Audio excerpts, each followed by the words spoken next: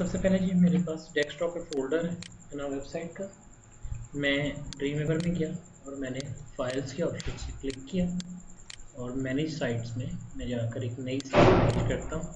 ये वो हमारी साइट होगी जिसे अब मैनेज करेंगे ड्रीमवीवर में। तो मैंने वेब ऐप के नाम से इसको स्टोर कर लिया। I just go to click okay on our website and save folder. So it's saying me कि यार छोटा रखो। ऑलरेडी एक वेबसाइट है, इसका नाम हमने ये रख लिया है। हम इसको वेबसाइट कर लेते हैं। देन पासवर्ड किया कि कल जो हमने काम किया था उसमें यही नाम रखा था। I just go to advance options. Default image folder लेना है तो I just create a new folder called images. Open कर लिया, select this folder, case sensitive link checking कर दी एंड देन सेटिंग सेव कर दी। ओके ना वेबसाइट के नाम से मेरे पास फोल्डर आ गया। Just go with done. So here we have. आज मैंने आपको जो चीज़ टीच करनी है वो बेसिकली HTML है। तो आज हम कुछ पेजेस बनाएंगे और फिर बारी बारी हम उन पेजेस के ऊपर थोड़ा सा काम करेंगे। तो लगे हाथों जल्दी से मैंने राइट क्लिक किया। जैसे मैंने राइट क्लिक किया मेरे पास ऑप्शन आई सबसे पहले न्यू फाइल की।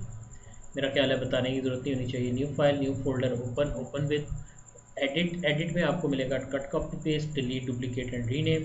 जबकि सिलेक्ट के अंदर आपको सारा सेलेक्ट करना है और फर्दर छोटी छोटी ऑप्शन मिल जाएंगे। नीचे क्या है इनकी बाद में बात करेंगे। अभी फिलहाल मैंने न्यू फाइल पर क्लिक किया। द फर्स्ट फाइल का नाम मैं हमेशा इंडेक्स रखूँगा। .html मेरे पास ऑलरेडी एक्सटेंशन आ गई, मैंने इसको ओपन कर लिया।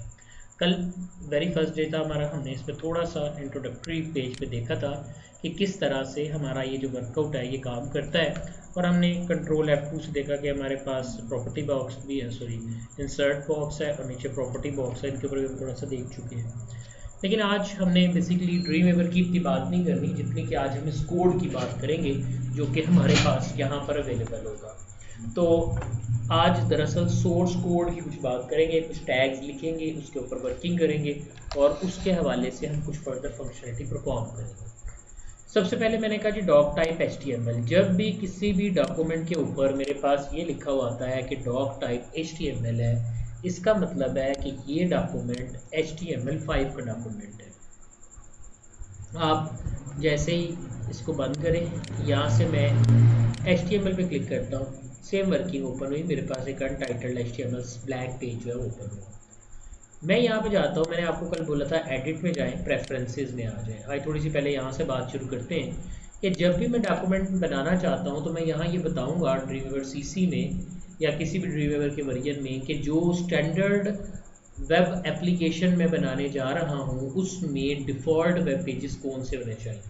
अगर मैं PHP की साइट बना रहा हूँ या मैं जावास्क्रिप्ट पे क्लाइंट फ्रंट एंड के ऊपर कोडिंग करना चाहता हूँ तो मैं यहाँ से कोई भी डिफ़ॉल्ट वेब पेज जो है वो ले सकता हूँ। फिलहाल मैंने HTML का लिया। अब जब मैं HTML का डिफ़ॉल्ट पेज लेता हूँ तो क्वेश्चन ये उठता है कि मैं कौन सी HTML यूज़ कर रहा हूँ। Is it HTML 4.0, is it 4.1, 4.01 for strict, traditional. आज से पहले ट्रेडिशनल हम यूज़ करते हैं, इसमें एरर फ्री है। स्ट्रिक्ट में थोड़े से जब आप इसको एक वेबसाइट का W3 वैलिडेटर, जब हम वेबसाइट बनाते हैं मैं वहाँ जाकर W3 वैलिडेटर से अपनी वेबसाइट को, अपने वेब पेज को चेक करता हूँ। तो ये मुझे वहाँ पे अगर मैंने स्ट्रिक्ट किया होगा तो किसी भी रूल के ऊपर अगर गलती होगी तो वहाँ पर ये उसको ब्लॉक कर देगा, उसको कहेगा कि आप इसमें जब तक करेक्शन नहीं करते आपकी बाकी लैंग्वेज चेक नहीं की जाती। ट्रेडिशनल में ये चीज़ नहीं होती है। HTML5 का कोड अभी आपका स्टैंडर्ड है। अगर मैं यहाँ HTML4 कर देता हूँ और नीचे XHTML and many more version are there जो कि लेट 1990s के अंदर यानी 90 से 2000 तक के दरमियान ये यूज़ किए जाते। फिर XHTML 2002-2003 में लॉन्च किया गया। 4 ने काफ़ी देर तक वर्किंग की, बट आजकल जो ज़माना चल रहा है वो HTML5 का। मैंने यहाँ पे HTML 4.0 रखा। आपको याद होगा कल आपने क्वेश्चन किया था कि मेटा के साथ UTF-8 लिखा हुआ है। सो ये मेरे इनकोडिंग फॉर्मेट है। सो डिफ़ॉल्ट इनकोडिंग फॉर्मेट मेरे पास बहुत से हैं। ये सारे American and national institute of language की तरफ से अप्रूव किए गए स्टैंडर्ड्स हैं। इसमें ISO स्टैंडर्ड्स भी हैं। आपका डिफरेंट और थाई लैंग्वेज है, वो मुख्तलिफ लोगों, कोरियन लैंग्वेज है, अरबिक स्टैंडर्ड्स हैं। लेकिन हम यहाँ पर क्योंकि हमने प्रोग्रामिंग वर्कआउट में जिस चीज़ को देखना है वो हमारा यूनिकोड स्टैंडर्ड है, तो हम यूनिकोड में UTF-8 स्टैंडर्ड है जो इसको फॉलो करेंगे। क्योंकि कल को जब मैंने PHP के साथ वर्किंग करनी है तो वहाँ पर भी मुझे इसी इनकोडिंग फॉर्मेट को ज़्यादा स्पेसिफाई करना है। अगर मैंने कोई वेबसाइट पहले से बनाई हुई है और मैं उसको और ड्रीमवीवर में खोलता हूँ तो उस पर ये हमारे इनकोडिंग फॉर्मेट इंप्लीमेंट नहीं होंगे। देन वो कहता है यूनिकोड नॉर्मलाइजेशन फॉर्म सी, ये आपके पास वर्किंग है, एज सच हमें अभी इनकी ज़रूरत नहीं है। So I just said okay and I have to create a new page, right click new file, मैंने यहाँ लिखा HTML4। जब मैं इसको ओपन करता हूँ देखने में HTML की तरह की जैसे मैंने ऊपर फाइल बनाई थी, लेकिन जब मैं इसका कोड देखूंगा यू विल सी कि नीचे तो शायद काफ़ी चीज़ें सेम है बट ऊपर वाले पोर्शन में और इसमें फ़र्क है। मैं थोड़ा सा फ़र्क आपको डिफ्रेंशिएट करता हूँ। तो यह बल्कि सिंपल HTML लिखा है, जब खाली HTML लिखा होगा इसका मतलब है कि ये HTML5 का डॉक्यूमेंट है। लेकिन अगर यहाँ पर इस तरह लंबी चौड़ी डिस्क्रिप्शन लिखी है कि HTML के बाद पब्लिक W3C स्टैंडर्ड्स हैं और इसके HTML स्टैंडर्ड्स 4.0 ट्रांजिशन, और यहाँ से आगे इसके आप डाटा डिक्शनरी देख सकते हैं। और फिर अगर आप नीचे देखें तो यहाँ सिर्फ करैक्टर सेट डिफाइन किया गया है, जबकि यहाँ पर उसने HTTP इक्वली कंटेंट टाइप भी कहा है कि आप मेंशन करो। कंटेंट टेक्स्ट भी आ सकते हैं, HTML के भी आ सकते हैं, जबकि करैक्टर सेट वाली बात जो है वो UTF-8 ही फॉलो किया जा रहा है। तो मतलब ये निकला कि आप किसी भी फॉर्मेट को स्टैंडर्ड रख के उसमें काम कर सकते हो, बट आई प्रेफर, क्योंकि हमने जिस आजकल जो लैंग्वेज चल रही है इसको प्रेफर किया जाता है वो HTML5 है। सो आपने यहाँ पर HTML5 को अपना स्टैंडर्ड बना लेना है। ठीक हो गया जी। सो मुझे फ़िलहाल इसकी ज़रूरत नहीं है, मैंने इसको खाली यानी हम HTML5 को पढ़ेंगे। ठीक हो गया, लेकिन इट डजंट मीन कि HTML5 पढ़ेंगे तो HTML4 नहीं है। बेसिकली HTML1, HTML2, HTML3 की बहुत सी चीज़ें आगे मुंतकिल होती रही हैं और अब उसमें कुछ नई चीज़ें ऐड हो गई हैं जो HTML5 की डिटेल में आगे डिस्क्रिप्शन देखेंगे तो फिर उसके ऊपर भी हम बात करेंगे। किसी भी वेब लैंग्वेज को अगर मैं आपको पढ़ाने बैठूंगा तो HTML में बहुत से टैग्स हैं, इसके मैं आपको स्लाइड्स भी प्रोवाइड करूंगा। लेकिन मसला ये है कि क्या मैं हर टैग को पढ़ूँ या मुझे हर टैग आना चाहिए। इट्स अ टफ गोइंग, क्योंकि HTML is nothing now days. एक डेवलपर के लिए तो वैसे भी क्लाइंट साइड जो है वो बड़ा हल्का टूल है, क्योंकि उसने तो डेवलपमेंट करनी है PHP साइड पे, PHP के अंदर या किसी और भी लैंग्वेज के अंदर। लेकिन अब मुझे क्वेश्चन ये मेरे सामने आया कि मैं HTML को किस डेप्थ में पढूं। तो इसका तरीका ये होता है कि इंटरनेट के ऊपर आपके पास HTML की चीट शीट्स अवेलेबल हैं। चीट शीट क्या होती है कि उसमें उसने कहा है कि अगर कोई बंदा वेब डिज़ाइनिंग करने जा रहा है ना तो उसकी एक चीट शीट है, उसमें ये टैग्स उसको पता होने चाहिए।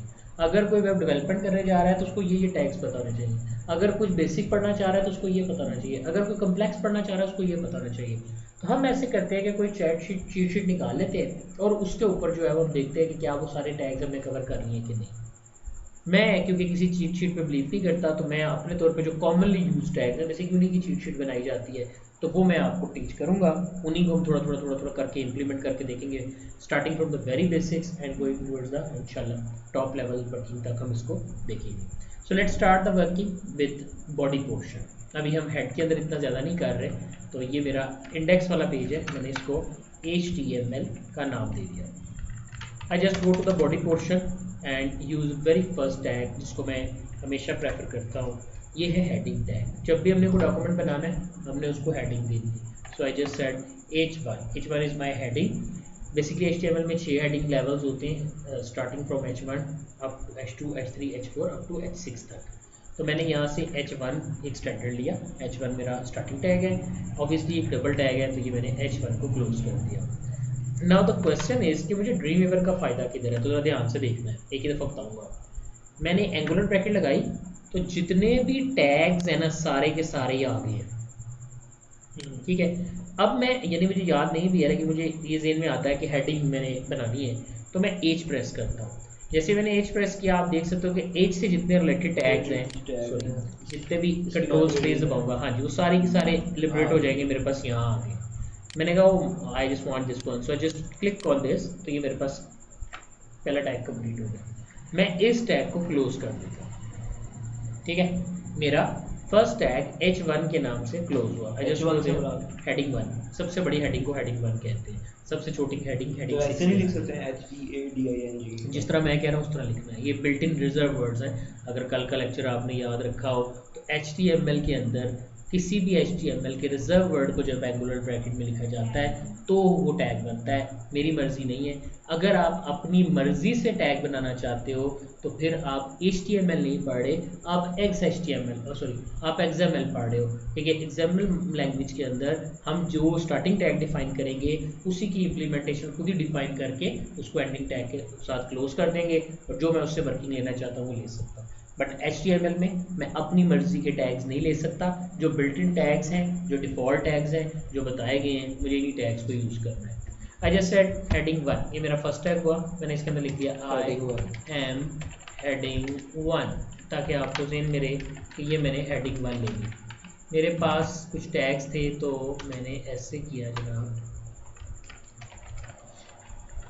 मैंने 6 टाइम्स इसको कॉपी पेस्ट कर लिया। I just convert it out like 2, 3, 4, 5 and 6. So here I go 2, 3, 4, 5, 6 and closing tags भी चेंज कर देते हैं। तो अब आप देखोगे होना ही चाहिए कि हेडिंग 1 सबसे बड़ी होनी चाहिए, हेडिंग 2 सबसे छोटी, हेडिंग 3 से छोटी, क्योंकि हमने फाइनल किया था कि हमारा एक ही चीज़ है। हाँ जी एक ही चीज़ है, लेकिन टैग की डिस्क्रिप्शन फ़र्क होती है। हमने ये फाइनल किया था कि हम HTML को पढ़ने के बाद CSS पढ़ेंगे, देन हमारा बेसिक ऑब्जेक्टिव है कि हमने बूटस्ट्रैप के साथ काम करना है। तो बूटस्ट्रैप में इनके डिफाइंड साइजेस थोड़े से फ़र्क हैं HTML के पेज से, लेकिन अभी फ़िलहाल क्योंकि हम HTML पढ़ रहे हैं तो जस्ट सेव इट आउट। और आपको पता है F12 मैंने आपको शॉर्टकट की बताई थी कि प्रीव्यू इन ब्राउज़र के लिए आप F12 करेंगे तो आप देख सकते हो कि आपके वेब पेज पर हेडिंग 1 सबसे बड़ा टैग है और हेडिंग 6 जो है वो सबसे छोटा टैग है। क्लियर होगी बात? आप कहते हैं सर आप टैग क्यों लिख रहे हैं? I just type a simple text, मैं कहता हूँ दिस इज सिंपल टेक्स्ट, मैं ऐसे क्यों नहीं लिख लेता? कोई इशू नहीं है, HTML बिल्कुल नाराज़ नहीं होता अगर आप इस तरह से लिखते हैं, उसको कोई इतराज़ नहीं है।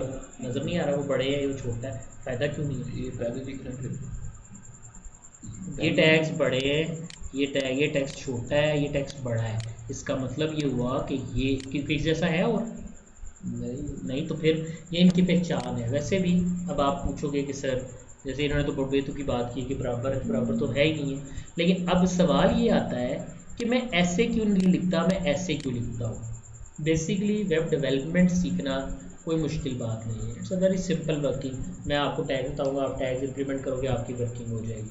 लेकिन असल जो चीज़ है वो चीज़ ये है कि आपने जो वेब पेज की एक्चुअल रिक्वायरमेंट है वो क्या है उसको ज़हन में रखना है। अब क्या रिक्वायरमेंट है? मैं कहता हूँ जब भी मैं वेब पेज बनाऊँगा, मैं वेब पेज को 2 लोगों के लिए बनाता हूँ या 2 यूज़र्स के लिए बनाता हूँ। एक वो है जिन्हें हम ह्यूमंस कहते हैं, आप मैं कोई और, हम ह्यूमंस हैं। दूसरे वो हैं जिसको क्राउलर या बूट कहते हैं। बूट, क्रॉलर, स्पाइडर, स्पाइरल, ये सब नाम है। ये क्या है? ये बेसिकली कुछ लोग इसको रोबोट भी कहते हैं। तो ये सब नाम है बेसिकली किस चीज़ के लिए? ये नाम है सर्च इंजन्स के लिए।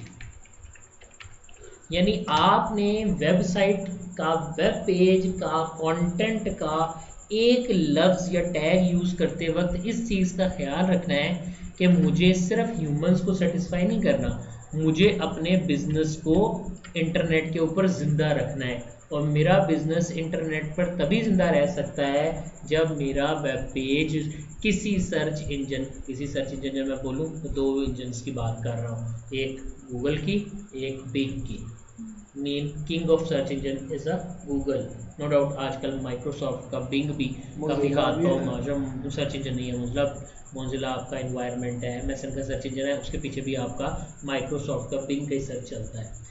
हमने सर्च इंजन पे ज़िंदा रहना है क्योंकि ये चीज़ मुझे दुनिया में एग्जिस्टेंस देगी। आपने कहा मेरा एक कमरे के अंदर बिजनेस था, मेरी सड़क के ऊपर से कोई 10,000 लोग गुजर जाएंगे महीने के अंदर या 15,000 गुजर जाएंगे, शायद उनमें से 1,000 मेरी शॉप की तरफ देखेंगे, बाकी मेरी शॉप की तरफ नहीं देखेंगे भी नहीं।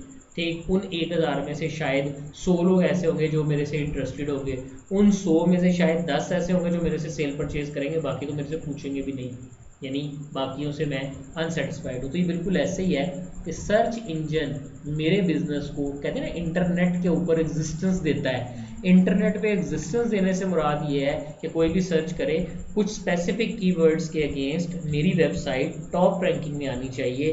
ये सिर्फ और सिर्फ पॉसिबल होता है किसकी वजह से? ये सिर्फ और सिर्फ पॉसिबल होता है सर्च इंजन की वजह से। तो सर्च इंजन को अगर आप प्रमोट करना चाहते हो या सर्च इंजन पे अपनी वेबसाइट को ऑप्टिमाइज करना चाहते हो, then you need two things. आपको दो चीज़ों की ज़रूरत पड़ती है।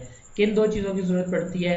The first thing on page होता है जो हम अपनी वेबसाइट के ऊपर काम करते हैं, and second page is the of page. मैं तुम्हें बताता हूँ, तुम अपने दोस्त को बताते हो, वो अपने दोस्त को बताता है। ये मेरी वेबसाइट से रिलेटेड चीज़ें नहीं है, ये ऑफ पेज है। मेरी वेबसाइट से रिलेटेड चीज़ ये है कि यहाँ मैं कुछ ऐसा काम करूँ कि मेरे लोग जो है वो अट्रैक्ट हो। याद रखना है, हम अपनी हेडिंग्स को, अपने हेडिंग के अंदर आने वाले मटेरियल को, हर चीज़ को इस तरह लिखेंगे कि सर्च इंजन पर आने वाले जो मेरे यूज़ होने वाले कीवर्ड्स हैं, मैं उनको बार बार प्रमोट करूंगा। बात वही है, जब आप किसी लफ्ज़ को बार बार प्रमोट करते हैं तो सर्च इंजन कैन अंडरस्टैंड कि वो, क्योंकि उसको तो नहीं पता, वो बेसिकली जो ह्यूमन होता है ना, वो ये देख रहा है, उसको ये नज़र आ रहा है। जो मेरा सर्च इंजन होता है वो ये देखता है। इसका मतलब है कि ये मैं सर्च इंजन के लिए लिख रहा हूँ, ये मैं किसके लिख रहा हूँ? ह्यूमन के लिख रहा हूँ। तो यहाँ तो आपने देख लिया कि सिंपल ऐसे लिखा जा सकता है, बट सर्च इंजन इसको प्रेफर नहीं करता, क्योंकि सर्च इंजन सबसे ज़्यादा प्रायोरिटी देता है आपके वेब पेज पर H1 को। जितनी H1 हेडिंग्स होंगी वो समझेगा ये आपकी मेन हेडिंग्स है, जितनी H2 हेडिंग्स होंगी वो आपको समझेगा सब हेडिंग्स है, जितनी H3 हेडिंग्स होगी वो आपका नॉर्मल हेडिंग्स है। इसके नीचे वाले को वो घास नहीं डालता, लेकिन यानी समझता है कुछ नहीं है। लेकिन आपने प्रेफर करना है कि कभी भी आपने टैग्स को इस तरह नहीं लिखना। जब मैं कह रहा हूँ टैग्स को इस तरह नहीं लिखना, तो फिर टैग्स को किस तरह लिखना है? तो अगर कभी भी आपको कोई सिंपल टेक्स्ट किसी पैराग्राफ की शक्ल में लिखना पड़ जाए तो फिर आप क्या करेंगे? लिखेंगे आप ऐसे ही। लेकिन अगर मैं इसकी आउटपुट देखता हूँ तो सिंपल टेक्स्ट की शक्ल में मेरे पास आ गया। So what I do now, आपने इसको करना ये है कि अब इसको हमेशा पैराग्राफ की शक्ल में लिखेंगे। P is a tag which is used for paragraph। तो मैं यहाँ गया और मैंने यहाँ जाके P को फिर क्या होगा? फिर ये होगा कि आपका टेक्स्ट एक पैराग्राफ नजर कुछ भी नहीं हुआ, नहीं कहाँ डॉट डॉट टेक्स्ट के आगे कुछ भी नहीं हुआ, फुल स्टॉप। स्टॉप। ठीक है, यहाँ आउटपुट में आपको कुछ नज़र नहीं आया, लेकिन आपने याद रखना है एक डिफाइन हो गया कि ये एक पहला पैराग्राफ है। मैं ऐसे करूँ, मैंने इस पर क्लिक किया, एंटर दबाया, कंट्रोल वी, एंटर दबाया, कंट्रोल वी, 3 4 5, मैंने इस वक्त 5 पैराग्राफ बना लिया। आउटपुट में देखो तो सिंपल प्लेन टेक्स्ट की तरह, ओ नो, प्लेन टेक्स्ट की तरह नहीं नज़र आ रही। पैराग्राफ को खुद ही पता चल गया है कि जब पैराग्राफ था तो अगली लाइन दरमियान में गैप आया है। ठीक है जी, ये पैराग्राफ की सूरत में। अगर आप चाहते हैं कि नहीं, मैं यहाँ पर लाइन्स ही चाहता हूँ, लाइन जब मैं एंटर दबाता हूँ ना, या मैं P लिखता हूँ तो ये पैराग्राफ बनता है। अगर आप चाहते हैं कि नहीं ये एज इट इज़ आए, तो फिर आप शिफ्ट एंटर से लाइन ब्रेक करेंगे। शिफ्ट एंटर BR के लिए यूज़ होता है। लाइन ब्रेक करने के लिए जो हमारा टैग है वो है BR का टैग। तो मैं नीचे चला जाता हूँ, यहाँ जाकर या ऐसे करते हैं, इसके ऊपर लिखते हैं ताकि वो नीचे ज़्यादा जाएगा, हमें आसानी हो जाएगी डिस्कस करने में। आई जस्ट गो डाउन, मैं यहाँ एंटर करता नहीं जितना, इससे मेरे पेज में कोई फ़र्क नहीं पड़ता। मैं यहाँ जाता हूँ, उसको कोई फ़र्क नहीं पड़ता, वो वैसे ही है जैसे पहले था। अगर मैंने वाकई ऊपर से स्पेस नीचे लानी है तो फिर मुझे ब्रेक रो करनी पड़ेगी। BR का टैग यूज़ किया, मैंने कहा क्या BR डबल टैग है, मैं इसको क्लोज करता हूँ, बॉडी क्लोज हो गई है। That's mean BR is a single tag. तो कुछ टैग सिंगल होते हैं, कुछ टैग डबल होते हैं। तो BR क्या हुआ? एक सिंगल टैग है। यहाँ तक क्लियर है? मैंने BR से मेरा ब्रेक रो, लाइन को ब्रेक करने के लिए BR यूज़ किया जाता है। तो मैंने 5 ब्रेक्स लगाए। जैसे मैं यहाँ क्लिक करता हूँ तो आपको 5 ब्रेक्स यहाँ पे आ गए। ठीक, मैं ऊपर जाता हूँ, मैं इसके ऊपर जाकर तो ये हॉरिजॉन्टल नहीं वर्टिकल करेगा यानी कि ब्रेक। चलो ये तो बेवकूफ़ों वाला सवाल है। ठीक है, आपने BR लाइन ब्रेक करता है। लाइन कैसे लिखते हैं? ये मेरी लाइन है, एंटर दबाता हूँ, ये लाइन ब्रेक हुई है, इसके लिए BR यूज़ किया मैंने। अगर आप चाहते हो कि दरमियान में एक लाइन आ जाए तो उसके लिए फिर आप HR इस्तेमाल करते हैं। HR कहते हैं हॉरिजॉन्टल रूलर। आपने अक्सर देखा होगा कि टेक्स्ट के नीचे एक लाइन लगी होती है, इट्स समथिंग लाइक दिस। अब ये आपके टेक्स्ट, मैं यहाँ लिख देता हूँ home services, about us, contact us, feedback, something like this. तो आप देखोगे आपके पास कुछ इस तरह से आएगा।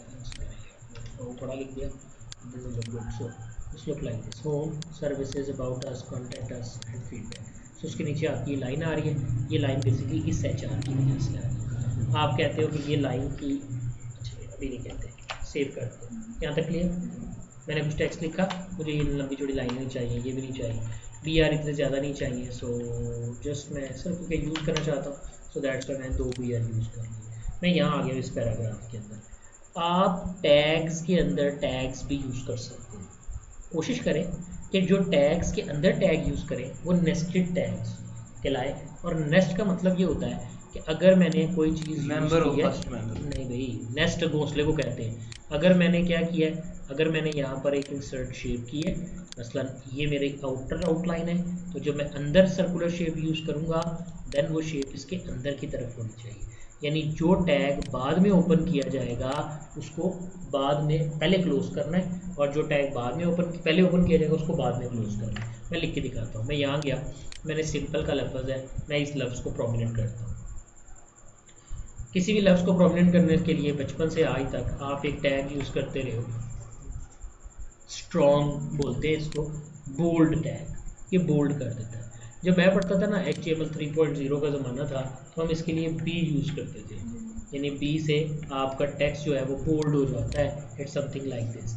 आज भी आप बी यूज़ करेंगे, इतराज़ कोई नहीं है, लेकिन बी को बोल्ड समझा जाता सर है। एक आज का खैर स्ट्रॉन्ग का लफ्ज़ जो है वो ये जो सा वो गहरा करके दिखा रहे डार्क बोल्ड बोलते हैं इसको, गहरा कुछ नहीं बोल्ड, होता। हाँ ये स्ट्रॉन्ग डालते हैं। स्ट्रॉन्ग से तो ये जिस टेक्स्ट से पहले आते हैं डालते हैं वो बाद में टेक्स्ट को करता है कि मेरा ख्याल है आपको ये सवाल ही पूछना बनता। कल मैंने बताया था दोनों के दरमियान में, यानी दो स्टार्टिंग टैग और एंडिंग टैग के दरमियान में जो टेक्स्ट लिखा जाएगा उसके ऊपर ये वर्किंग होगा। तो नीचे आपके पास इस तरह से वर्किंग हो रही है।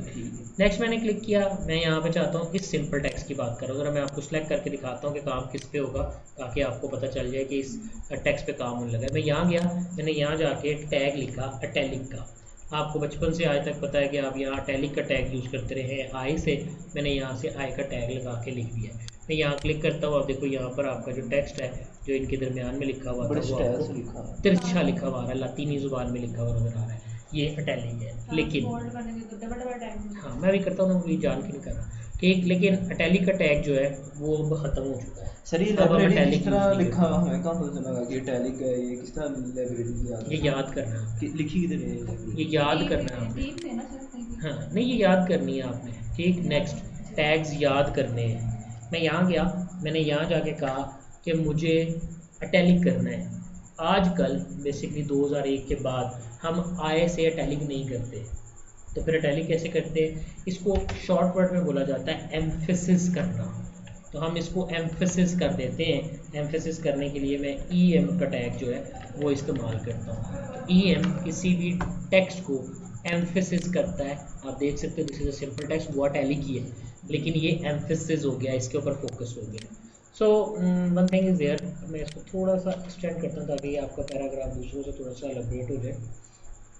और मैं इस पैराग्राफ दूसरे पे काम कर रहा हूँ, दूसरे पैराग्राफ पे काम कर रहा हूँ, तो ताकि आपको पता चले कि क्या है। मैंने यहाँ सिंपल टेक्स्ट के ऊपर गया, मैं यहाँ जाके कहता हूँ स्ट्रॉन्ग, स्ट्रॉन्ग लिखा। मैं टेक्स्ट को अटैलिक भी करना चाहता था, लेकिन स्ट्रॉन्ग मैं यहाँ तक करना चाहता हूँ, तो आप यहाँ पे स्ट्रॉन्ग को पहले क्लोज करेंगे, फिर इसके अंदर आप लिखेंगे एम्फेसिस, और फिर ये आप अपने एम्फेसिस टैग को क्लोज करेंगे। When you go there and you see आपका टेक्स्ट जो है अटैलिक है। अब एक बच्चा कहता है कि सर मैं यहाँ से एम्फेसिस को यहाँ की बजाय यहाँ क्लोज कर दूँ तो क्या कोई गलती है? नो, गलती कोई नहीं है। लेकिन देखिए हुआ क्या है, अगर मैं इसको रन करूँ पेज को, आपको पता ही है ब्राउज़र के अंदर अगर मैं इसको रन करता हूँ, मैंने F5 किया, देयर इज़ नो मिस्टेक, आपका सेकंड पैराग्राफ में ये अटैलिक नज़र आ रहा है। लेकिन अभी मैंने आपको ये कहा कि you should remember the rules and regulation. वो ड्रीम मेंबर कह रहा है कि यार ये ठीक नहीं किया तुमने, तुम्हें चाहिए था कि इस एम्फेसिस को जो कि तुम्हारे पास यहाँ आ रहा है, तुम स्ट्रॉन्ग से पहले क्यों नहीं क्लोज करते, ताकि आपकी नेस्टेड रूल जो है वो बरकरार रहे। एरर कोई नहीं दिया, लेकिन ड्रीम वेवर ने इसको अच्छा नहीं समझा। तो मैं प्रेफर करता हूँ कि अगर तो ऐसे होता ना कि दरमियान में ये डॉट होता, यानी डॉट को मैंने बोल्ड नहीं करना, तो फिर आप कह सकते थे कि हाँ यार एम्फेसिस में बाद में क्लोज करता हूँ कि मैंने डॉट को टैली करना है, ठीक। तो फिर आप कह सकते हो otherwise it should be prefer कि जो टैग आपने ओपन किया हुआ है पहले उसको हैंडल करो, फिर उसके बाहर के टैग्स को हैंडल करो, तब आप दो टैग्स को अपने पास इकट्ठा जो है वो लिख सकते हैं या उसकी वर्किंग जो है वो कर सकते हैं। ये तो कुछ सिंपल रूल था जो कि मैंने अभी आपके सामने इम्प्लीमेंट किया। इसी तरह और भी बहुत से टैग्स हैं, लगे हाथों कुछ और देखते हैं। एक टैग है जो कि अब बेसिकली एब्सोल्यूट हो चुका है, ये टैग था सेंटर। सेंटर क्या करता है, जितने हिस्से को आप सेंटर करोगे ना उसको सेंटर कर देगा। मज़ेदार बात ये है कि मैंने सेंटर टैग क्लोज करना भूल गया। अगर मैं सेंटर टैग को क्लोज करना भूल जाता हूँ तो देखिए क्या हुआ, उस हेडिंग के बाद हर चीज़ सेंटर होगी, ठीक है। मैं यहाँ जाता हूँ थर्ड डिप पे और मैं इसको सेंटर को क्लोज कर देता हूँ। नाउ यू सी जितना हिस्सा आपने सेंटर किया था वो सेंटर आ रहा है, बाकी सारे का सारा नॉर्मल आ रहा है, ठीक हो गया। मैं वापस गया, मैंने कहा आपने सर एक बात कहूँ, ये BR जो स्पीयर है इसको भी हमने क्लोज नहीं किया सर। नेक्स्ट मेरे पास नेक्स्ट वर्किंग क्या है, मैंने अभी बताया कुछ टैग सिंगल होते हैं कुछ डबल होते हैं, तुम अभी वहीं बैठे हुए हो, ठीक। तो अब मेरे पास मेरी ये वर्किंग आ गई, ठीक है जी। तो ये थे कुछ बेसिक टैग्स जिसकी मैंने अभी अभी अपनी वर्किंग जो है वो परफॉर्म की।